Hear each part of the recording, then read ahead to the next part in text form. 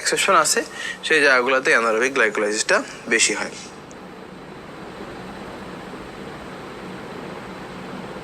এরপরে দেখেন disease associated with the derangement of glycolysis, 12 নম্বর পেজের মধ্যে একটা পড়া আছে, মাস্ট টু নো, নিচের দিকে।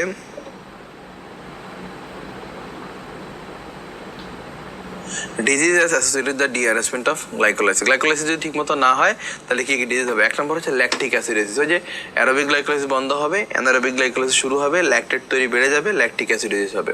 আর এটা হচ্ছে হিমোলাইটিক অ্যানিমিয়া, ব্লাডের নর্মাল যে সেল তার যেই মানে এনার্জি দরকার সেই এনার্জিটা ঠিক মতো আসবে না, তার বাইকনকেভ শেপ মেনটেন হবে না। শেপ যদি ঠিক মতো মেনটেন না হয় সে স্কুইজ করতে পারবে না, স্প্লিনের ভিতর দিয়ে যখন যাবে তখন সেখানে ডিস্ট্রাকশন হয়ে যাবে, হেমোলাইসিস হয়ে যাবে। So there will be haemolytic anaemia, ঠিক আছে। So this is the disease associated the আপনার derangement of glycolysis. So just দুইটা নাম পড়লেই হবে, আর কিছু না। নেক্সট 14 নম্বর পেজে চলে যান, সেখানে আছে must to know source and fate of pyruvate, আর 15 পেজে আছে হচ্ছে source and metabolic fate of acetyl CoA. এই দুইটাই ইনফিনিটি স্টার, ঠিক আছে। এই যে মেটাবলিক ফেটস অফ অ্যাসিডাল কোয়ে এটা কিন্তু জুলাই 2024 সালে পরীক্ষায় আসছিল, ঠিক আছে।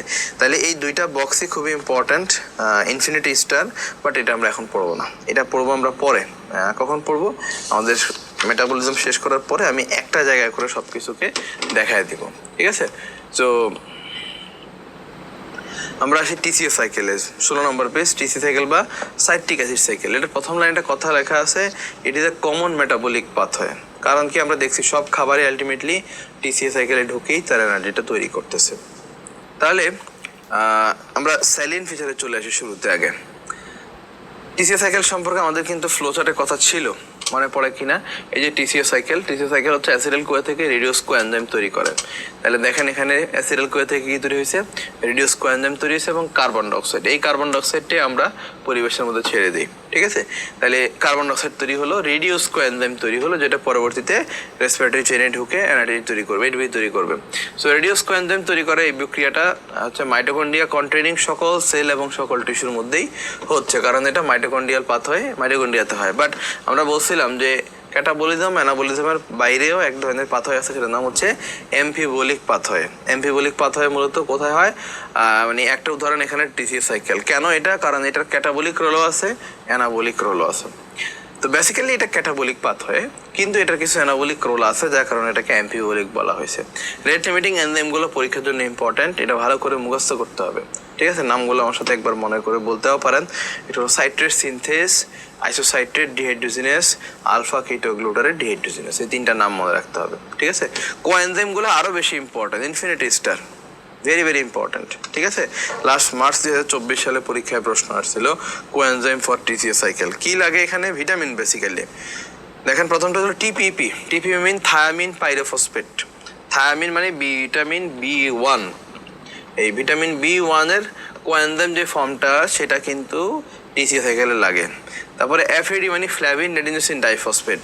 ফ্ল্যাভিন বা রিবোফ্ল্যাভিন হচ্ছে B2, ঠিক আছে। তারপরে এনএডি মানে হচ্ছে নিকোটিনামাইড এডিনোসিন ডাইফসফেট, যেটা হচ্ছে ভিটামিন B3। আর কোএ হলো ভিটামিন B5 বা প্যান্টোথেনিক অ্যাসিডের কোএনজাইম ফর্ম। তাহলে এই যে 1235 বলে একটা কথা আছে এখানে, ভিটামিন B1 2 3 5, এটাকে বলি আমরা 1235 প্লাস লাইপোইক অ্যাসিড। তাইলে হয়ে গেল আপনার এটিপি কয়টা? 12টা এটিপি তৈরি হয় প্রত্যেকটা অ্যাসিডাল কোয়া থেকে। স্পেশালিটি হলো এটা common metabolic pathway, carbohydrate protein fat আপনি যাই খান না কেন আলটিমেটলি টিসিএ সাইকেলে যাবে। আর রেগুলেশন হচ্ছে as like as glycolysis. So this is TCA cycle, okay. But this is not mandatory, because এটা থেকে হুবহু পরীক্ষা কোনো প্রশ্ন আসে না। এটা এই লেভেলে আমাদের এগুলো দরকার নাই, জাস্ট একটু দেখতে পারেন। এগুলো সব কি তার ইন্টারমিডিয়েট সাইকেলের মাঝখানে এরা তৈরি হচ্ছে, okay. Now come to 17 number page once again. সেটা হচ্ছে যে টিসি সাইকেলের এমফিবোলিক পাথওয়ে, এটাকে জাস্টিফাই করতে বলছে। সো ক্যাটাবলিক রোল আমরা সবাই জানি, এটা মেইন কাজ ক্যাটাবলিজমই করা, কিন্তু অ্যানাবলিক রোল হচ্ছে এদের যে ইন্টারমিডিয়েটগুলো আমরা এখানে দেখেছিলাম, এই ইন্টারমিডিয়েটগুলো বিভিন্ন কাজে বডি ইউজ করে। যেমন সাকসিনাল কোই, একটাকে আমি একটু বোর্ড করে রাখছি এখানে, এটা পরীক্ষার জন্য ইম্পর্ট্যান্ট। ইন্টারমিডিয়েটগুলো থেকে ফ্যাটি অ্যাসিড তৈরি করা যায়, অ্যামাইনো অ্যাসিড তৈরি করা যায়, সাকসিনাল কোয়ে থেকে হিমোগ্লোবিনের যে কম্পোনেন্ট পরফাইরিন এটা তৈরি করা যায়, হ্যাঁ, এবং এগুলো গ্লুকোনিওজেনেসিস ইউজ হয়। এগুলা হচ্ছে যে এটার importance. So this is the anabolic role. So এই জন্য এটাকে বলা হয় amphibolic pathway. So what are the coenzyme লাগে এটাকে আবার একবার নিচে ডোন্ট ফরগেট 17 নম্বর পেজের নিচে দেওয়া আছে, এটা একটু ভালো করে পড়ে নেবেন, ঠিক আছে? তাহলে এটা হচ্ছে আমাদের টিসিএস সাইকেলে গেল। ওকে, এরপরে আমরা আসি গ্লুকোনিওজেনেসিস। গ্লুকোনিওজেনেসিস এটা হচ্ছে ভেরি স্পেশাল একটা পাথওয়ে, যেখানে নন কার্বোহাইড্রেট প্রিকারসার থেকে, অর্থাৎ কার্বোহাইড্রেট না এমন প্রিকারসার থেকে কার্বোহাইড্রেট তৈরি হবে এই পাথওয়ের মাধ্যমে। এই জন্য এটাকে বলা হয় গ্লুকোনিওজেনেসিস অথবা নিওগ্লুকোজেনেসিসও বলে এটাকে। এটা সাবস্ট্রেট এবং সোর্সগুলো খুবই infinity star, very very important, অনেকবার পরীক্ষা আসছে এটা, ঠিক আছে? যে কোন কোন সাবস্টেন্স থেকে গ্লুকোজ তৈরি করা সম্ভব। তো এটাকে মনে রাখার জন্য আমরা সহজে মনে রাখি এলপিজি দিয়ে, ঠিক আছে? এলপিজি, এলে হচ্ছে ল্যাকটেট, পিতে হচ্ছে প্রোপিওনেট পাইরুভেট, জিতে হচ্ছে গ্লাইসেরল এবং glucogenic amino acid.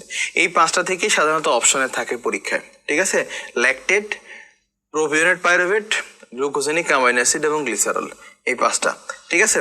R all the intermediate of TCS cycle and glycolysis. গ্লাইকোলাইসিসের ভিতরে আমরা দেখলাম 10টা বিক্রিয়া আছে, টিসিএস সাইকেলে দেখলাম অনেকগুলো বিক্রিয়া আছে। এর মাঝখানে যে ইন্টারমিডিয়েট গুলো আছে এগুলো সবগুলোই কিন্তু আপনার এই substrate or source of gluconeogenesis. Okay, so আমরা যদি সামারাইজেশনে যাই, আমরা প্রত্যেকটা পাথরে দেখেন সামারিটা পড়তেছি, হ্যাঁ? লাস্ট রেসিডেন্সি আপনার এই মার্চ 24-এ এই সামারি থেকে প্রশ্ন ছিল। ওকে, কি ছিল এখানে? সাবস্ট্রেট কি কি আছে, সাবস্ট্রেট গুলো এটা অনেকবার পরীক্ষা আসছে, আমরা অলরেডি বলছি। সাবস্ট্রেট আমাদের জানা, তাহলে প্রোডাক্ট হচ্ছে গ্লুকোজ, নন কার্বোহাইড্রেট থেকে কার্বোহাইড্রেট গ্লুকোজ তৈরি হবে। কোথায় হয়? পার্ট 1 জানুয়ারি 24 সালে পরীক্ষায় আসছে সিঙ্গেল বেস্টে, যে গ্লুকোনিওজেনেসিস মেইনলি কোথায় হয়? লিভারে, 90% হয় লিভারে, আর 10% also occurs in the kidney. So এই সাইটটা খুবই ইম্পর্টেন্ট। কম্পার্টমেন্ট হচ্ছে মেইনলি এটা সাইটোপ্লাজম এবং কিছু অংশ মাইটোকন্ড্রিয়ায়। নিশ্চয়ই আপনাদের মনে পড়ে আমরা 3টা পাথওয়ে পড়ছিলাম যে 2 জায়গাতেই হয়, HUG, এর মধ্যে জিতে ছিল gluconeogenesis. So this is the gluconeogenesis, right? এটা একটা জেনেটিক পাথওয়ে, সো এটা anabolic pathway. Rate limiting enzyme 4টা, এটা যদি মুখস্থ করতে পারেন ভালো, আবার নাও করতে পারলেও খুব বেশি অসুবিধা নাই। এটিপি হচ্ছে 6টা এটিপি লাগে এটাতে, এটা অ্যানাবলিক পাথওয়ে, এটিপি খরচ করবে, তাই না? এটিপি গুলো আসে কই থেকে? এই পয়েন্ট হচ্ছে important, beta oxidation of fatty acid. আমরা একটু পরে পড়বো ফ্যাটি অ্যাসিডের বিটা অক্সিডেশন প্রসেসের মাধ্যমে যে এটিপি গুলো তৈরি হয় সেগুলো খরচ হয় হচ্ছে এই গ্লুকোনিওজেনেসিস প্রক্রিয়ার মধ্যে। এটার ইম্পর্টেন্সটা কি? এই যে ব্লাড গ্লুকোজ লেভেল মেনটেন করবে, যখন ফাস্টিং কন্ডিশনে থাকে বডিতে গ্লুকোজের ঘাটতি দেখা দেয়, তখন এই গ্লুকোজ তৈরি হয় নিওগ্লুকোজেনেসিস প্রক্রিয়ার মাধ্যমে, ঠিক আছে? তো এই সামারিটা খুবই ইম্পর্টেন্ট, এখান থেকে প্রশ্ন প্রায়ই আসে, রিসেন্ট ইয়ারগুলোতে প্রশ্ন আসছে, সো খুবই গুরুত্বপূর্ণ। Okay, next come to next pathway, glycogenesis এবং গ্লাইকোজেনোলাইসিস। গ্লাইকোজেনেসিস যেটা, গ্লাইকোজেনেসিস মানে কি? গ্লাইকোজেন তৈরি করা, তাই না? গ্লাইকোজেনেসিস মানে গ্লাইকোজেন তৈরি করা। তাহলে গ্লাইকোজেন তৈরি হবে কই থেকে? গ্লুকোজ থেকে, স্বাভাবিক কথা, গ্লুকোজ থেকে গ্লাইকোজেন তৈরি হয়। আমরা জানি glycogen is a polymer of glucose, তাই না? তাহলে গ্লাইকোজেন তৈরি হবে গ্লুকোজ থেকে, এই প্রক্রিয়ার মাধ্যমে নাম হচ্ছে গ্লাইকোজেনেসিস।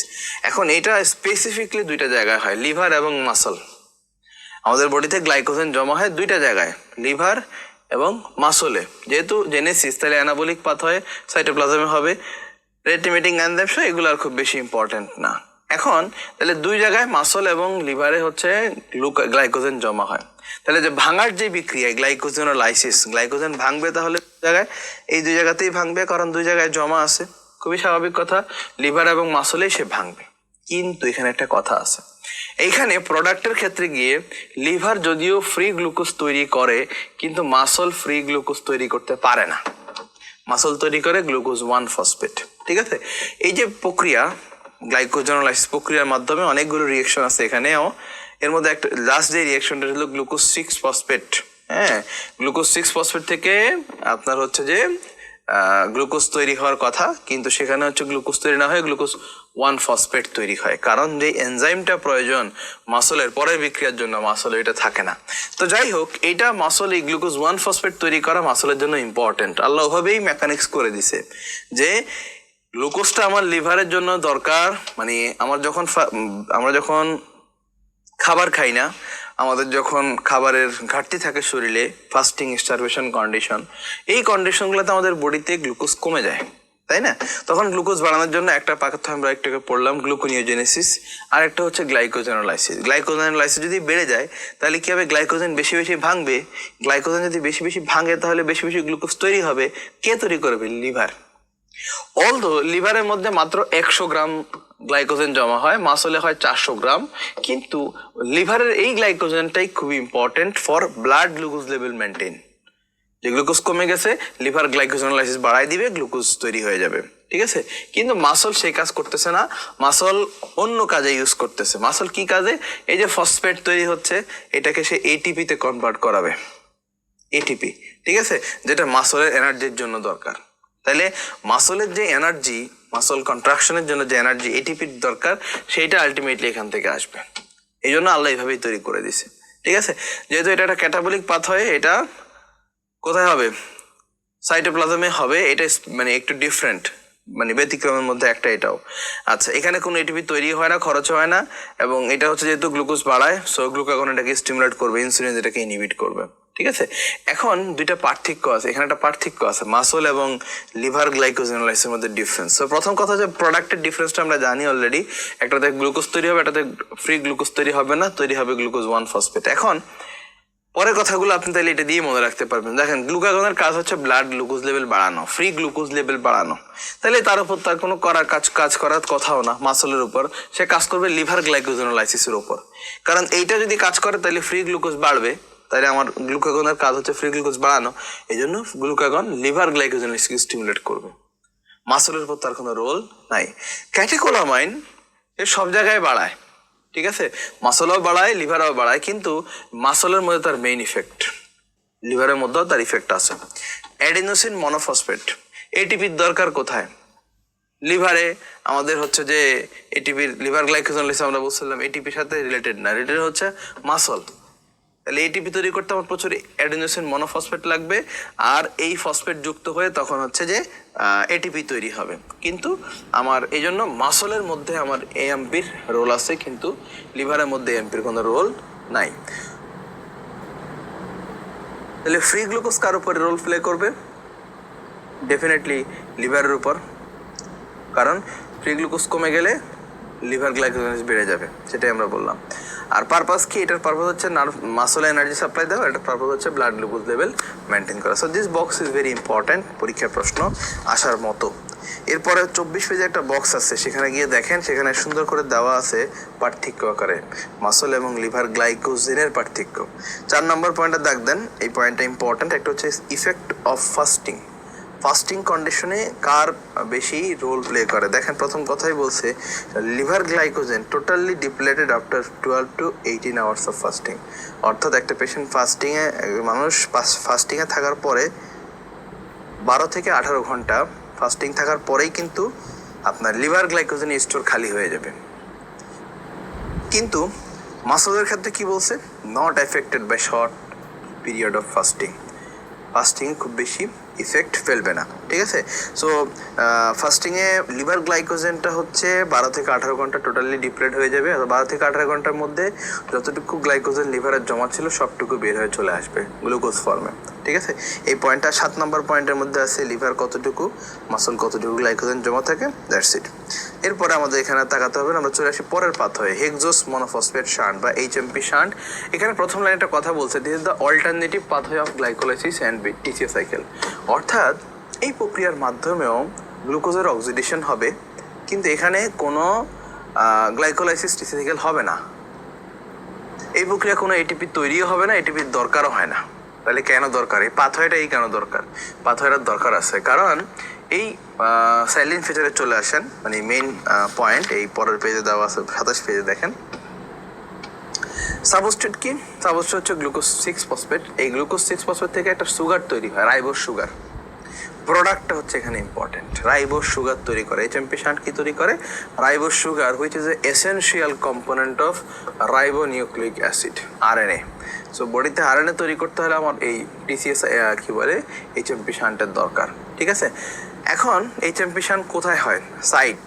ঠিক আছে, আর দেখেন এর আগের পেজে ইম্পর্টেন্স আছে, ওই প্রথম 25 পেজে এখানে দেখেন must to no importance of HMP shunt. এই এইচএমপি শান্টের ইম্পর্টেন্স প্লাস কোথায় কোথায় হয় এটাকে আমরা পরে মেটাবলিজমের একদম শেষে গিয়ে আমরা এটাকে সাজাই দিব আপনাদেরকে সুন্দর করে, বাট এখন দাগ দিয়ে রাখেন ইম্পর্টেন্ট। ওকে, কম্পার্টমেন্ট, এটা অ্যানাবলিক পাথ হয়, এটা ক্যাটাবলিক পাথ হওয়া সত্ত্বেও এটা সাইটোপ্লাজম হয়, এটা একটা এক্সেপশন বলেছি আমরা। Rate limiting enzyme is highly important. Glucose 6 phosphate dehydrogenase যে এনজাইমটা, এই এনজাইমটা খুবই ইম্পর্টেন্ট আরবিসির জন্য স্পেশালি। সো এই এনজাইমটার নাম ভালো করে মনে রাখবেন, গ্লুকোজ 6 ফসফেট ডিহাইড্রোজিনেজ এনজাইম। কয় এনজাইম লাগবে না, এটিপি তৈরি হয় না, খরচও হয় না, এটিপির দরকার নাই। ইম্পর্টেন্সটা আমরা একসাথে বলেই ফেলছি। এরপরে এই যে এই জিনিসটা দেওয়া আছে 26 পেজে, দেখেন clinical consequences of glucose 6 phosphate dehydrogenase deficiency. Glucose 6 phosphate dehydrogenase যদি কমে যায় তাহলে কনসিকুয়েন্স কী হবে? 1 নম্বর কনসিকুয়েন্স হচ্ছে হিমোলাইটিক। শুধু নামগুলো পড়লেই হবে, হিমোলাইটিক অ্যানিমিয়া। ওই যে আরবিসির সমস্যা হবে, আরবিসি তার শেপ মেনটেন করতে পারবে না, হেমোলাইসিস হয়ে যাবে। হ্যাঁ, আরেকটা হলো গ্রানুলোম্যাটোসিস। আমরা যখন ইনফ্লামেশন লেকচার পড়বেন আপনারা তখন দেখবেন গ্রানুলোম্যাটাস ইনফ্লামেশন বলে এক ধরনের ইনফ্লামেশন আছে, ক্রনিক গ্রানুলোম্যাটাস ইনফ্লামেশন।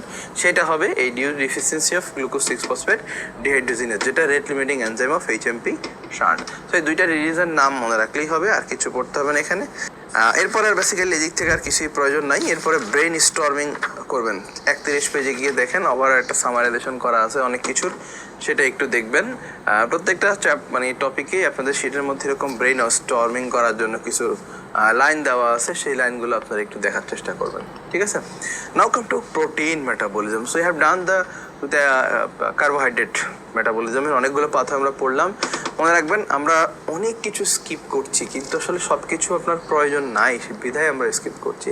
পরীক্ষার জন্য আপনার যতটুকু প্রয়োজন তার ম্যাক্সিমাম 99% পোর্শন এখান থেকেই কভার হয়ে যাবে। ঠিক আছে, so now come to protein metabolism. Okay, so before going to protein metabolism I would like to just mention something about protein. এটা আপনার এই পরীক্ষাও কিন্তু আসছে, আপনাদের যেই এফসিপিএস পার্ট 1 বা রেসিডেন্সি পরীক্ষায় এই ক্লাসিফিকেশন থেকে প্রশ্ন আসছে। ঠিক আছে, সো এটা আপনাদের বইয়ে আছে। আমরা 10th edition of ABC biochemistry follow করছি, সেখানে আপনার এই জিনিসগুলো সুন্দর করে দেওয়া আছে। তো ক্লাসিফিকেশন অফ প্রোটিন এখানে 2-3 ভাবে করছে, তবে এখানে মেইনলি প্রথম এই ক্লাসিফিকেশন একভাবে। এটা হচ্ছে সিম্পল প্রোটিন, একটা হচ্ছে কনজুগেটেড প্রোটিন, আর একটা হচ্ছে ডেরাইভ প্রোটিন। সিম্পল, কনজুগেটেড এবং ডেরাইভ প্রোটিন। ঠিক আছে, সিম্পল প্রোটিন মিনস যে সকল প্রোটিনের মধ্যে জাস্ট অ্যামাইনো অ্যাসিড, আর কিছু না, শুধু অ্যামাইনো অ্যাসিড দিয়ে ভরা। ঠিক আছে, যেমন কোলাজেন, হিস্টোন, হ্যাঁ, ইলাস্টিন, এইসব অ্যামাইনো অ্যাসিড, এইসব প্রোটিনের মধ্যে কি থাকে? শুধু অ্যামাইনো অ্যাসিডের স্ট্রাকচার থাকে, আর কিছু থাকে না। ঠিক আছে, এটাকে আমরা বলি সিম্পল প্রোটিন। কিন্তু এই অ্যামাইনো অ্যাসিড সিকোয়েন্সিংয়ের সাথে যদি অন্য কিছু যুক্ত হয়, যেমন নিউক্লিয় প্রোটিন, যেখানে প্রোটিনের সাথে নিউক্লিক অ্যাসিড যুক্ত হয়, লাইপোপ্রোটিন, যেখানে প্রোটিনের সাথে লিপিড যুক্ত হয়, গ্লাইকোপ্রোটিন, প্রোটিনের সাথে গ্লুকোজ যুক্ত হয়, তাহলে এই ধরনের যে প্রোটিনগুলো আছে এগুলোকে বলা হয় কনজুগেটেড প্রোটিন। সো এক্সাম্পলগুলো একটু মনে রাখবেন কারা কারা। আর লাস্ট হচ্ছে ডেরাইভ প্রোটিন, মানে হচ্ছে টার্সিয়ারি বা কোয়াটারনারি প্রোটিন থেকে, মানে প্রোটিনের কমপ্লেক্স স্ট্রাকচার থেকে যদি সহজ স্ট্রাকচারে কনভার্ট করে, ডিন্যাচারেশন যেটাকে আমরা বলি, এই ডিন্যাচারেশনের মাধ্যমে যদি প্রোটিনের টার্সিয়ারি স্ট্রাকচার থেকে প্রাইমারি স্ট্রাকচারে চলে আসে, তাও তো এক ধরনের প্রোটিন থাকতেছে, এগুলোকে বলা হয় ডেরাইভ প্রোটিন। ঠিক আছে, এটা আরেক ধরনের। এখানে page number, this is page number of ABC biochemistry বই 10th edition. Function classification of protein. প্রোটিনের ফাংশনাল ক্লাসিফিকেশনটা কেমন? 1 নম্বর হলো স্ট্রাকচারাল প্রোটিন, মানে কি কিছু প্রোটিন আমাদের বডিতে স্ট্রাকচার দিচ্ছে, আমাদের অর্গানে মানে সেলুলার বা টিস্যু ফ্রেমওয়ার্ক তৈরি করতেছে, তাই না? সো এরা হচ্ছে স্ট্রাকচারাল প্রোটিন। যেমন কোলাজেন, ইলাস্টিন, আপনারা হিস্টোরির দিকে পড়বেন, আমাদের সকল টিস্যুর মধ্যেই কানেকটিভ টিস্যু কোলাজেন আছে, হ্যাঁ, ইলাস্টিন আছে, এগুলো ফাইবার। এই ফাইবারগুলো আমাদের স্ট্রাকচারাল সাপোর্ট দেয়। ঠিক আছে, সেটা করে। ক্যাটালাইটিক প্রোটিন যেমন আমাদের এনজাইমগুলো ক্যাটালিস্ট হিসেবে কাজ করে, ট্রান্সপোর্ট প্রোটিন হরমোনগুলো, হ্যাঁ, তারপরে হচ্ছে প্লাজমা প্রোটিনগুলো ট্রান্সপোর্টার হিসেবে কাজ করে। হরমোনাল প্রোটিন সরাসরি হরমোনগুলোকে এক ধরনের প্রোটিন বলা হয়েছে। জিন রেগুলেশনের প্রোটিন কিছু ডিএনএ আরএনএ যে প্রোটিনগুলো থাকে, হিস্টোন, প্রোটামিন, এগুলো হ্যাঁ প্রোটেক্টিভ ইমিউনোগ্লোবিনগুলো প্রোটেকশনের কাজ করে। সো ফাংশন ওয়াইজ এখানে একটা ক্লাসিফিকেশন দেওয়া আছে, এই ক্লাসিফিকেশনটাও দেখতে হবে। ওকে, আর এটা হচ্ছে স্ট্রাকচারাল ক্লাসিফিকেশন। প্রোটিন 4 রকম: primary structure, secondary structure, quaternary and tertiary structure. ঠিক আছে? সো সবচেয়ে প্রথম কথা হচ্ছে সেটা হচ্ছে যে প্রাইমারি প্রোটিন যেটা, এখানে দেখেন শুধু একটা অ্যামাইনো অ্যাসিডের সিকোয়েন্স, আর কিচ্ছু না, সিম্পলি অ্যামাইনো অ্যাসিড, আর কিচ্ছু না।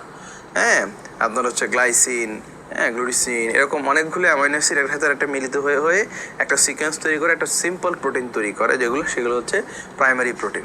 সেকেন্ডারি প্রোটিন হচ্ছে কি, যেখানে হেলিক্যাল হয়ে যায় এটা, এই স্ট্রাকচারটা এরকম সিম্পল না থেকে পেঁচানো এরকম হেলিক্যাল হয়ে যায়, তখন সেগুলোকে আমরা বলি সেকেন্ডারি স্ট্রাকচার। সেকেন্ডারি স্ট্রাকচার যেমন কোলাজেন, ক্যারাটিন, ইলাস্টিন, এগুলো সেকেন্ডারি প্রোটিনের উদাহরণ। ঠিক আছে? টার্সিয়ারি প্রোটিন যেটা, এটা তো 3 ডাইমেনশনাল স্ট্রাকচার।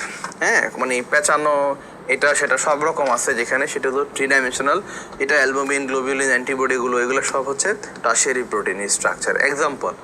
আর কোয়াটারনারি হলো সবচেয়ে কমপ্লেক্স ধরন আর কি, যেখানে অনেক রকম ওরিয়েন্টেশন আছে, অনেক রকম সিকোয়েন্সিং আছে, সব কিছু মিলাইয়া হচ্ছে যে প্রোটিনের কোয়াটারনারি স্ট্রাকচার। যেমন হরমোনগুলো, হ্যাঁ, তারপর মায়োসিন, একটা কন্ট্রাক্টাইল প্রোটিন, হিমোগ্লোবিন, এগুলো হচ্ছে কি অনেক কমপ্লেক্স ধরনের এক ধরনের প্রোটিন।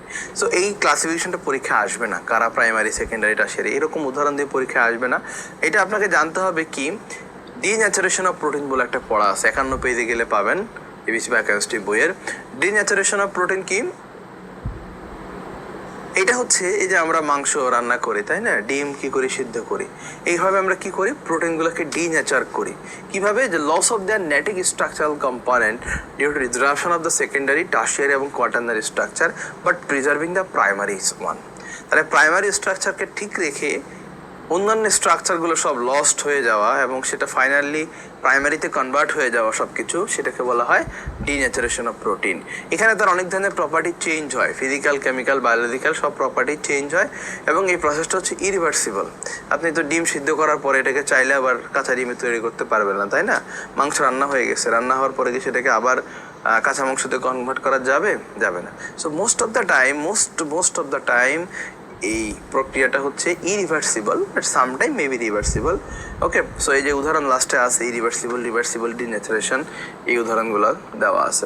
ওকে, সো এই কয়টা জিনিস আপনারা একটু বই থেকে পড়ে নিতে হবে। ওকে, নাও কাম টু দ্য শিটের 33 নম্বর পেজে নাইট্রোজেন ব্যালেন্স নামে একটা জিনিস আছে। নাইট্রোজেন ব্যালেন্সটা কি? It is the difference between nitrogen intact and nitrogen output. ঠিক আছে? আমরা যে প্রোটিন খাই, আপনারা জানেন যে আমাদের এক একটা প্রোটিনের মধ্যে, নিশ্চয়ই মনে আছে, আমাদের একটা কার্বনের 4টা হাত থাকে। আমরা অ্যামাইনো অ্যাসিডের সিকোয়েন্স, প্রোটিন মানে কি অ্যামাইনো অ্যাসিড, তাই না? সো যখন আমরা একটা প্রোটিন খাই, তার মানে প্রচুর সংখ্যক অ্যামাইনো অ্যাসিড খাচ্ছি আমরা সেখানে। তো অ্যামাইনো অ্যাসিডে কি থাকে? অ্যামাইনো অ্যাসিড তার মানে একটা অ্যামাইনো মূলক থাকে, একটা অ্যাসিড মূলক থাকে, কার্বক্সিলিক অ্যাসিড আর অ্যামিনো মূলক থাকে। তাহলে আরো 2টা হাত রয়ে গেল না? আরো 2টা হাত আমরা জানি, অ্যালকাইল মূলক থাকে আর একটা হেডেন থাকে, এবং এখানে আর চেঞ্জ হওয়ার মাধ্যমে অ্যামিনো অ্যাসিডের নামগুলো চেঞ্জ হয়ে থাকে, তাই না? সো এটাই হচ্ছে মূলত প্রোটিন। তার এখন একটি যে এগুলা দেখার ইম্পর্টেন্ট না, ইম্পর্টেন্ট হচ্ছে যে এই যে নাইট্রোজেনটা। ওকে, তার মানে আপনি যত বেশি প্রোটিন খাচ্ছেন তত বেশি নাইট্রোজেন খাচ্ছেন।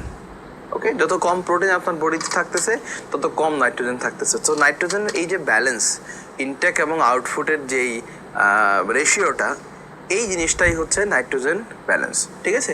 তো এইটা যদি আপনার প্রোটিন তৈরি বেশি হয় অথবা প্রোটিন বেশি খাওয়া হয়, হ্যাঁ, তখন হচ্ছে পজিটিভ ব্যালেন্স হবে, মানে কম বের হচ্ছে তুলনামূলকভাবে। যেমন গ্রোথ পিরিয়ড, প্রেগনেন্সি, এই কন্ডিশনগুলোতে কি হয়, প্রচুর প্রোটিন তখন তৈরি হয় বডিতে, তাহলে এই জন্য তখন পজিটিভ নাইট্রোজেন ব্যালেন্স হয়। কিন্তু যেমন ধরেন মেলিগনেন্সি একটা বডিতে ছড়ায় গেছে, হ্যাঁ, তারপরে হচ্ছে ডায়াবেটিস, তারপরে হলো starvation, prolong starvation, stressful condition, even surgery, minor surgery, যেমন সার্জিক্যাল এক্সট্রাকশন, হ্যাঁ, তারপরে সার্জারি, ট্রমা, টিবি, এইসব কন্ডিশন থেকেও কিন্তু কি হইতে পারে, আপনার প্রোটিন বেশি বেশি ভাঙতে পারে বডিতে। সো এই যে কন্ডিশনগুলো, এগুলো থেকে কি হয়, নেগেটিভ নাইট্রোজেন ব্যালেন্স। মার্চ 2024 সালে রেসিডেন্সি পরীক্ষায় প্রশ্ন আসছে নেগেটিভ নাইট্রোজেন ব্যালেন্সের কজ কী কী, এগুলা দ্য কজেস অফ। এবং পার্ট 1-ও অনেকবার প্রশ্ন আসছে, এই জায়গাটা খুবই ইম্পর্ট্যান্ট, পজিটিভ নাইট্রোজেন ব্যালেন্স এবং নেগেটিভ নাইট্রোজেন ব্যালেন্সের জাস্ট কজ, আর কিচ্ছু না। ওকে, নেক্সট 34 পেজে চলে যান, সেখানে আপনার একটা বক্স আছে, this box is also infinity star. এটা অনেকবার পরীক্ষা আসছে, লাস্ট জানুয়ারি 24 সালে আসছে, পিওরলি গ্লুকোজেনিক অ্যামাইনো অ্যাসিডের এক্সাম্পল, ঠিক আছে। আচ্ছা, এখানে দুইটা ক্যাটাগরি করা হয়েছে অ্যামাইনো অ্যাসিডগুলোকে, একটা হচ্ছে নন এসেনশিয়াল, একটা হচ্ছে এসেনশিয়াল। এসেনশিয়াল মানে কি, যে অ্যামাইনো অ্যাসিডগুলো আমাদেরকে খাইতে হবে, এসেনশিয়াল নিউট্রিয়েন্টস মেইন যেই নিউট্রিয়েন্টসগুলো খাইতে হয়, আর নন এসেনশিয়াল মানে যেগুলো বডিতে তৈরি হয়, ঠিক আছে।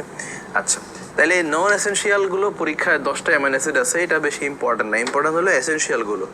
এসেনশিয়াল অ্যামাইনো অ্যাসিডের 10টা, এর মধ্যে 3টা সাব ক্যাটাগরি আছে। একটা হচ্ছে যে অ্যামাইনো অ্যাসিডগুলো থেকে গ্লুকোজ তৈরি করা যায় পিওরলি, তারা গ্লুকোজেনিক। কিছু থেকে কিটোন বডি তৈরি করা যায়, তারা কিটোজেনিক। আর কিছু আছে দুইটাতেই কনভার্ট হতে পারে, তারা বোথ গ্লুকো অ্যান্ড কিটোজেনিক, ঠিক আছে। আচ্ছা, এটা মনে রাখা খুব সহজ, পরীক্ষা যেহেতু আসছে মনে রাখতেই হবে আপনাকে। কিটোজেনিক অ্যামাইনো অ্যাসিড 2টা, এবং এই 2টাই এল দিয়ে শুরু হয়েছে, খুব সিম্পল। এল দিয়ে শুরু হওয়া আর অন্য কোনো অ্যামাইনো অ্যাসিড নাই, অনলি 2টা, একটা হচ্ছে লিউসিন, একটা হচ্ছে লাইসিন, শেষ। এবার আসেন অ্যামাইনো অ্যাসিড। অ্যামাইনো অ্যাসিড কি বলে, বোথ গ্লুকো অ্যান্ড কিটোজেনিক। এখানে আছে 3টা আইটিপি, এটা ইডিওপ্যাথিক থ্রম্বোসাইটোপেনিক পারপুরা নয়, এটা হচ্ছে আইসোলিউসিন, ট্রিপ্টোফেন এবং ফিনাইলালানিন। এই 3টা হচ্ছে বোথ গ্লুকো অ্যান্ড কিটোজেনিক। বাকি থাকলো 5টা, আর্জিনিন, মেথিওনিন, থিওরিন, আর এটা হচ্ছে ভ্যালিন, হিস্টিডিন। এই 5টা হচ্ছে পিওরলি গ্লুকোজেনিক। তাহলে এই টোটাল 10টা নাম আপনাকে মনে রাখতে হবে, ভেরি ভেরি ইম্পর্টেন্ট, খুবই খুবই খুবই গুরুত্বপূর্ণ, পরীক্ষা অনেকবার আসছে। ওকে, ট্রান্সএমিনেশন ডিএমিনেশন সাধারণত পরীক্ষায় আসে না। আমরা চলে যাই 37 পেজে, সেখানে একটা জিনিস আছে মেটাবলিজম অফ অ্যামোনিয়া। আমরা আমাদের এই মেটাবলিজম শেষের দিকে গিয়ে 3টা জিনিসের সোর্স এবং ফেট পড়বো বলছিলাম। 2টা জিনিস আমরা দাগায় আসছি আগে, ইনফিনিটি স্টার, একটা হচ্ছে পাইরুভেট আর একটা হচ্ছে অ্যাসিডাইল কোয়ে। এই 3 নাম্বারটা হচ্ছে অ্যামোনিয়া। অ্যামোনিয়ারও সোর্স এবং ফেট পড়বো আমরা লাস্টে একসাথে, এখানে দাগায় রাখেন ইনফিনিটি স্টার। আমরা চলে আসি এখানে ইউরিয়া সাইকেল, 39 পেজে দেখেন ইউরিয়া সাইকেল নামে একটা সাইকেল আছে, ইউরিয়া সাইকেল বেসিক্যালি পরীক্ষায় মাঝে মধ্যে আসে। মার্চ 24-এ লাস্ট প্রশ্ন আসছিল যে ফ্রি অ্যামোনিয়া বডি থেকে কোন ফর্মে বের হয়ে যায়, ইউরিয়া ফর্মে বের হবে, ভেরি সিম্পল। ওকে, সো আমাদের বডিতে যখন বিভিন্ন মেটাবলিক রিয়াকশন হয়, স্পেশালি দ্য নাইট্রোজেনাস প্রোডাক্টস অর্থাৎ প্রোটিনগুলো, তখন এই উপজাত হিসাবে অ্যামোনিয়া তৈরি হয়, যেটা আমাদের জন্য টক্সিক, ঠিক আছে। এই অ্যামোনিয়াটা বডির জন্য টক্সিক, এই অ্যামোনিয়াটা বডি থেকে বের করে দিতে হবে, ঠিক আছে। এখন অ্যামোনিয়া আমাদের কিডনি বের করতে পারে না, অ্যামোনিয়াম সল্ট পারে, অ্যামোনিয়াম নাইট্রেট, অ্যামোনিয়াম ক্লোরাইড, হ্যাঁ, এগুলো বের করতে পারে, কিন্তু ফ্রি অ্যামোনিয়া এটাকে বের করতে পারে না। তখন আল্লাহ কি করছে, আল্লাহ হচ্ছে যে এই অ্যামোনিয়াটাকে ইউরিয়াতে কনভার্ট করে দিছে। কে করে এই কাজটা, লিভার। অনলি লিভারে হয় 2টা পাথ হয়, আমরা বলছিলাম, একটা ছিল ইউরিয়া সাইকেল, একটা ছিল কিটোজেনেসিস, নিশ্চয়ই মনে আছে। সো লিভারের মধ্যে এই কাহিনীটা ঘটবে, রিমেম্বার লিভারে ঘটবে, নট ইন দ্য কিডনি। পরীক্ষায় বারবার কনফিউজ করবে আপনাকে, এটা লিভারে হয়। ওকে, সো ইউরিয়া কনভার্ট হয় ফ্রম দ্য অ্যামোনিয়া, যে সাইকেল, সেটার নামই হলো ইউরিয়া সাইকেল। তাহলে সাবস্ট্রেট প্রোডাক্ট জানা হয়ে গেছে, কোথায় হয় সেটাও জানা হয়ে গেছে। এটা ওই যে এইচইউজি 3টার মধ্যে একটা ছিল, যে সাইটোপ্লাজম এবং মাইটোকন্ড্রিয়া 2 জায়গাতে হয়, এর মধ্যে ইউ হচ্ছে ইউরিয়া সাইকেল, পেয়ে গেলাম। এটা অ্যানাবলিক